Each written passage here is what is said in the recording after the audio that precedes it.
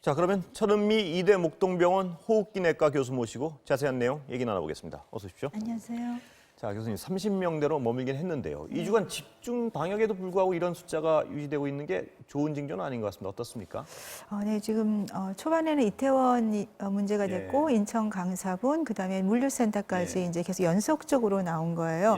근데 그것이 이제 물류센터에서 끝난 게 아니라 지역사회적으로 퍼졌던 거죠. 그분들이 이제 대중교통을 이용하거나 여러 가지 대중시설을 이용하면서 그곳을 거쳐갔던 일반인들이 감염이 되신 거고 그것이 이제 소규모 어떤 뭐 찬송 예배 이런 모임을 중심으로 지금 나타나신 건데 그런 소규모 모임 같은 경우는 이제 친한 분들이 모여 있다 보니까 그냥 마스크를 안 쓰는 경우가 많은 거고 또 예배를 보거나 찬송가를 하지 않습니까? 그러한 과정에서 그렇죠. 비말이 많이 감염이 됐던 거고 초반에는 증상이 없는 분들이 많으셨을 거예요. 그러다 보니까 이제 그 시기를 놓치면서 또 다른 곳으로 전파가 된 그런 양상으로 생각됩니다. 지금 방금 교수님 말씀해 주셨지만요. 이 소규모 종교 모임, 이걸 그렇다고 해서 뭐 일괄 규제할 수 있는 것도 아니고요. 뭘 제일 조심해야 되나요? 잠깐. 소규모 모임은 우리가 이제 큰 교회 때 발생한 이후로 방역 수칙을 만들 때 마스크 착용, 거리두기, 손 씻기 그것이 소규모 모임도 마찬가지로 적용이 돼야 되는데 사실 이런 성경 공부나 예배 모임이나 이런 경우는 예배를 보거나 찬송가를 할 때 만일에 마스크를 쓰셨더라도 대부분 뭐 음료나 다과를 또 하게 되지 않습니까? 그 와중에 마스크를 또 벗게 되죠. 그래서 그런 경우가 있기 때문에 모임을 할 때는 최대한 마스크나 개인 숙취도 중요하지만 저는 식사나 그런 음료 같은 걸 좀 안 하는 것이 안전하다고 생각합니다. 아예 그냥 식사나 다과 같은 건 아예 안 하고 그냥 그 종교 모임만 하는 게. 그렇다면 이 세부 지침 뭐 새로 나온 게 있습니까? 혹시 소규모 모임? 아직까지는 아직은 나오진 않고 아마 조만간 오늘 내일 나온다고 제가 보긴 했는데요. 어떤 세부 세칙이 나올지는 모르겠지만 거의 지금의 개인 수칙과 유사하지 않을까 생각됩니다.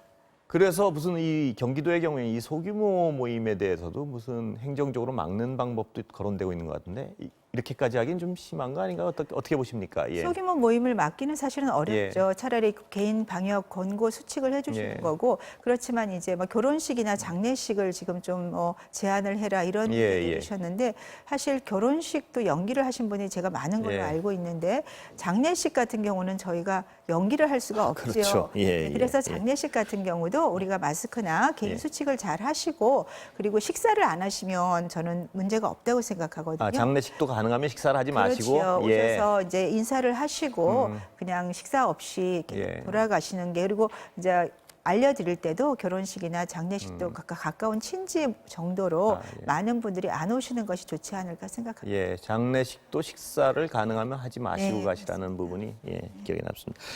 그리고 아까 세부 지침 아직 안 나왔다 그러셨는데요. 나와도 크게 벗어나지는 않을 것 같습니다. 어떻습니까? 마스크 쓰고 음식 먹지 말고 손 씻고 그죠? 손 씻고 이제 뭐 명부 같은 거 꼭 작성하고. 8일부터요. 일반 시민 대상으로 무료 검진한다. 이건 선제적으로 좀 검사를 해가지고 무증상 감염자를 걸러내겠다는 그런 뜻인가요? 네, 그렇지만 뭐 서울 수도권 인구를 생각하면 그건 도저히 불가능하고요. 꼭 하셔야 될 분들이 있어요. 예를 들어 우리 이제 병원 직원 같은 경우는 잠복결핵 검사를 합니다. 했을 때 잠복결핵 양성이 나오는 경우에 의료진들 또 이제 아이들 보는 교사분들, 유치원 교사 그런 분들은 잠복결핵 치료를 권고를 하거든요. 그런 식으로 만일에 학교의 교사시거나 학원의 강사시거나 공무원이시거나 여러 사람을 이렇게 만나야 되는 직종에 계신 분이라면 선제적으로 검사를 했을 경우에 본인이 무증상 감염인 경우도 많지 않습니까? 그런 경우에는 좀 도움이 된다고 생각합니다. 아무나 가서 막 이렇게 무증상 감염인지 여부를 검사하는 건 아니에요. 2,500만 명을 다 할 수는 없기 때문에 그거 불가능할 것 같습니다. 무리고 또 그럴 필요도 지금 그러니까 거기에 조금 더 위험 인자를 갖고 있는 많은 사람을 대하는 분들은 검사를 해보는 것이 도움이 될 수 있습니다. 그 위험 인자에 대한 판단은 본인이 해야 되는 건가요? 어떻습니까? 본인이 할 수도 있고 또 이제 직장에서 어떤 많은 분을 대하는 분들이 있지 않습니까? 그분들에 대해서는 좀 검사 선제적으로 당신은 가서 해라 이런 식으로. 그렇죠. 개인이 가서 요청을 해도 그냥 해주긴 하는 지금 겁니까? 오늘 나온 걸 보니까 본인이 원한다면 해준다고 되어 있는 거예요. 근데 자기가 어떤 꼭 그럴 직종에 종사하지 않는 분이 넘어가서 하는 것도 의료 체계 부담 때문에 바람직하지는 않겠네요. 저는 해줄 수 있다고 생각합니다. 왜냐하면 그분이 어떤 위험 인자를 조금 갖고 있다고 생각할 수 있고요. 그런 면에서 검사는 필요하다고 생각합니다. 자, 교수님 그 치료제 얘기 또 뭐 여쭤보지 않을 수 없는데요. 렘데시비르. 임상 효과가 어느 정도 증명됐다는 건 다 인정된 거죠?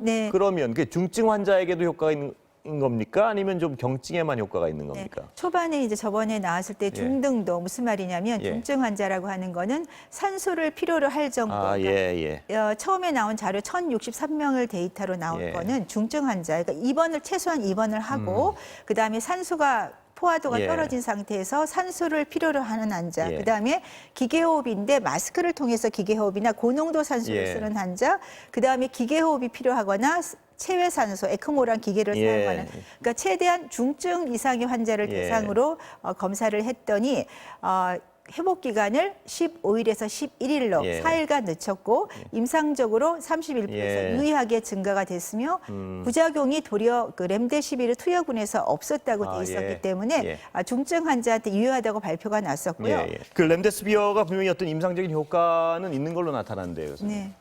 어떻습니까? 이게 단기 환자에게만 효과가 있다 이런 얘기는 무슨 의미인가요, 이게? 초반에는 처음에 이거는 열흘간 투여하는 주사로 알려져 예. 있습니다. 그래서 초반 연구에서는 10일 동안 투여를 했었고, 그래서 중등, 중증 환자 이상, 그러니까 산소 공급이 필요한 환자한테 제일 효과적이었고요. 그 대신에 이 렘데시비를 너무 늦게 투여한 경우, 그러니까 일반적으로 장기가 이미 손상이 가 있는 경우, 예. 그러니까 뭐 기계호흡을 한다거나 예. 이런 경우에는 사실은 효과가 조금 떨어지기 때문에 예. 이 약도 바이러스 증식을 막는 약이기 때문에 우리가 독감 때 쓰는 타미플루처럼 일정 시간 조금 빨리 투여하는 게 더 효과적이다. 아주 빠른 것도 아니고요. 그렇죠. 산소가 들어갈 정도의 그런 아. 중증 환자한테 효과로 나왔고 31% 이상 좋아지게 만들었다는 얘기고요. 이번에 다시 나온 연구는 5일과 10일을 나눠서 한 거예요. 그러니까 일반적인 표준 치료, 우리가 뭐 산소 공급이라든지 그러니까 수액 치료 그런 예. 일반적인 표준 치료하고 렘데시비르를 5일 투여한 군과 10일 투여한 군 세 군을 비교를 한 거예요. 비교를 했더니 5일 투여한 군에서 도리어 일반적인 표준 치료를 단독으로 한 군에 비해서 35% 예. 이상 임상 효과가 있었다. 예. 그렇지만 10일 투여한 군에서는 유의한 효과가 없이 31% 정도만 좋아진 거예요. 예. 그래서 이것이 어떻게 5일 투여한 것이 더 좋게 예. 나오고 부작용도 5일 투여한 더 좋게 나왔거든요.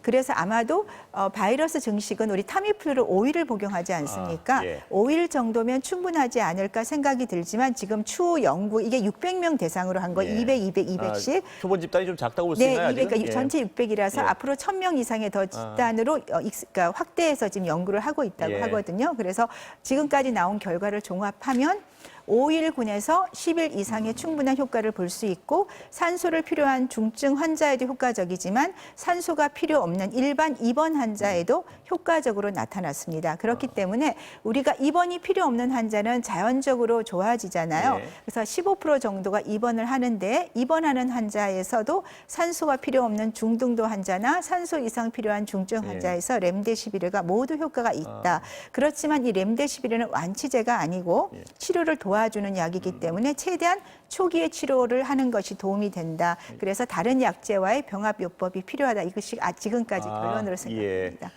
그 설명해 주신 거에 따르면 대단한 어떤 임상적 효과가 있는 것 같은데요. 지금까지는 예. 유일하게 렘데시비르의 효과가 있는 약제로 됐고요.